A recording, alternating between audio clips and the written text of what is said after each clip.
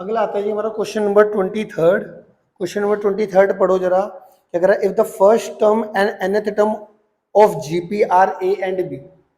ठीक है जी, तो फर्स्ट टर्म ए दे रखी है और nth टर्म बी दे रखी है। अब nth टर्म का आपको फॉर्मूला तो पता ही है। nth टर्म का फॉर्मूला कितना होता है बताओ।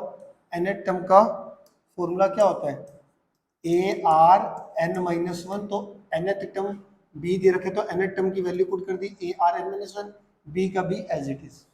तो ये वैल्यू आ गई, इसको मैंने इक्वेशन 1 लिख लिया फिलहाल के लिए। इसके बाद देखो इन्होंने क्या बोल रखा है, पी क्या देखा है, P is the product of n terms. P क्या दे रखा है, प्रोडक्ट ऑफ एन टर्म्स।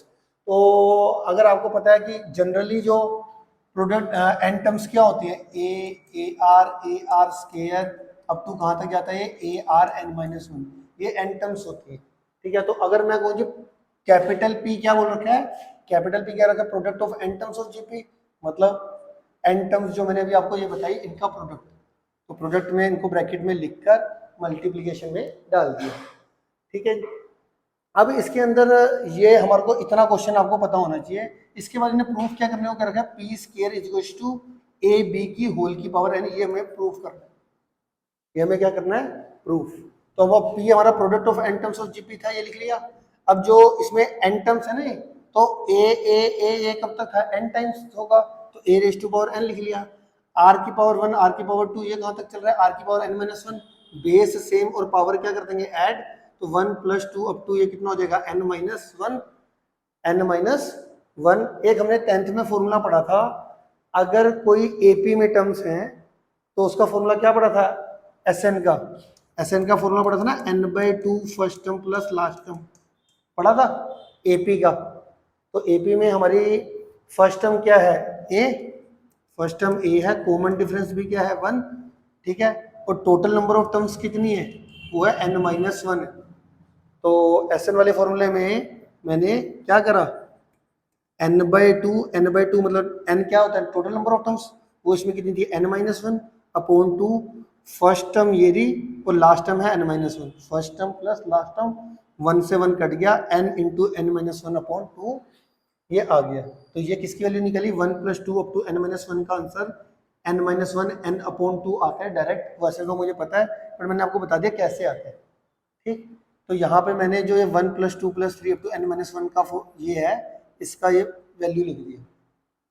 ये पी की वैल्यू आ गई, ये किसकी वैल्यू आ गई, पी की। अब जो ये टू प्रूफ है, इसके अंदर पी स्केयर बोल रखा है, क्या बोल रखा है, पी स्केयर निकालना है। तो मैंने स्केयरिंग बोथ साइड कर दी, इसमें स्केयरिंग करी तो पी स्केयर आ गया, इधर भी पावर टू से मल्टीप्लाई कर दिया, इधर भी पावर टू से मल्टीप्लाई कर दिया। टू से टू कैंसिल हो गया और ये ए की रेस्ट पावर टू एन आ गया, टू से टू कैंसिल होके आर की power n into n minus one आ गया। ठीक है, r rest power n into n minus one आ गया। ये जरा ध्यान से देखो। अब इस क्वेश्चन में अभी देखो बी इंट्रोड्यूस नहीं हो रखा, जबकि आपको टू प्रूफ में बी चाहिए। तो जो ये आपने nth टर्म का ये फॉर्मूला पढ़ा था, nth term equal to b था ना, वहां से a r n minus one किसके बराबर हो गया, बी के बराबर। तो मैंने फ्रॉम वन से इस इक्वेशन में से किसकी वैल्यू निकाल दी, r rest power n minus one की वैल्यू कितनी आएगी, बी बाई ए। तो यहाँ पे लिख दिया r rest power n minus one की वैल्यू कितनी आएगी, बी बाई ए। तो यहाँ पे जो देखो ये r rest power n minus one, इसकी जगह पे लिख दिया बी बाई ए। और ये जो पावर में एन था, ये पावर में एन का n as it is, power में एन का एन एज इट इज। और जो a rest to power two n है, इसको मैं ए की पावर एन इंटू ए की पावर एन लिख सकता हूँ। अब जो ये बी बाई ए की पावर एन है, ये बी की पावर एन और ए की पावर एन लिख सकता हूँ। एक की पावर एन से एक की पावर एन कैंसिल हो जाएगा। तो पी स्केयर किसके बराबर हो गया, ए की पावर एन इंटू बी की power n, that means a b की होल की पावर एन। ये आपका आंसर आ जाएगा जो कि हमें शो करना है।